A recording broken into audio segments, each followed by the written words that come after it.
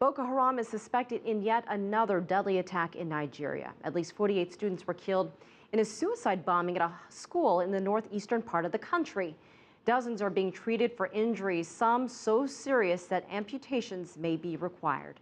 A suicide bomb attack in the same city killed 30 people 1 week ago when suspected Boko Haram fighters attacked a religious procession of moderate Muslims.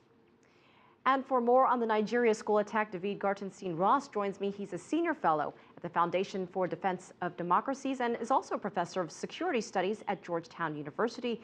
He specializes in the study of Al-Qaeda and affiliated organizations. Welcome back to the show. Thank you.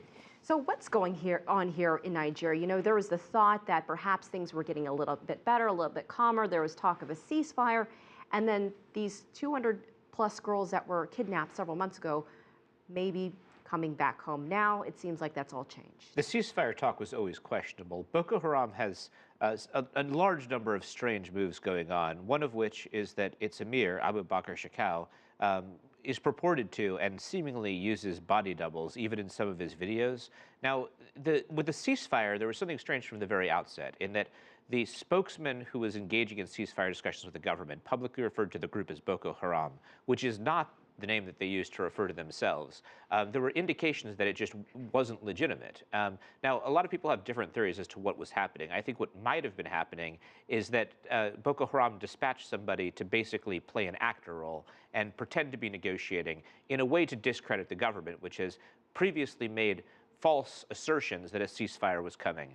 In this case, every single action Boko Haram took absolutely contradicted the ceasefire. There was no slowdown in attacks against civilians. As you stated before, there was another bomb. There was another attack last week.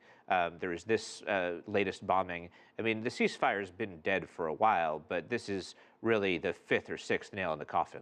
Well, let's talk about the government, because in this latest attack, there were reports that the parents of some of these students, some of the victims, were attacking police, attacking the government. They're still very angry. They don't feel like there's been enough attention, enough help. So how do you deal with Boko Haram? I mean, is the government, do they just not have any control at all? That's a really good question. It differs from one place to another within Nigeria. Borno State, where Boko Haram has been undertaking a major offensive, is basically at this point Boko Haram-controlled territory.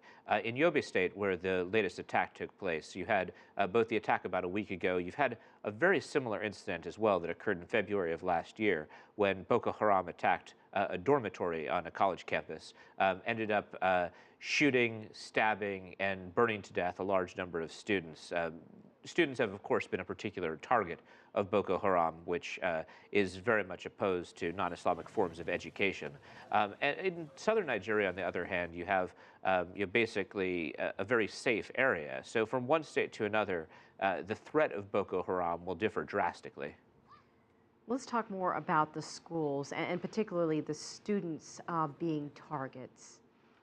Well, one thing that Boko Haram stands for, and as I said before, that's not the name that they use for themselves, but Boko Haram means that Western education is haram, or is prohibited by Islamic law. I mean, it's a group that's very ideological, fundamentalist in orientation, and as such, attacks on students have had multiple symbolic purposes, one of which is the setting a signal that girls shouldn't be in school anyway, attacking male students, killing male students for partaking in educational practices that they don't care for, that they think are also anti-Islamic. That's a part of what the group stands for. In addition to what it's doing right now in Borno, they've released video of this recently, showing a very gruesome video, even for jihadist groups, showing a stoning, showing amputations, showing one of the most grisly beheadings that I've seen, one that used not the standard slice and dice, but instead basically a blunt instrument where he kept hitting the man's neck. So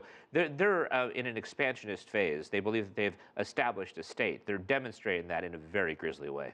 All right, Gartenstein-Ross, we appreciate your time. Thank you so much. My pleasure. For joining us.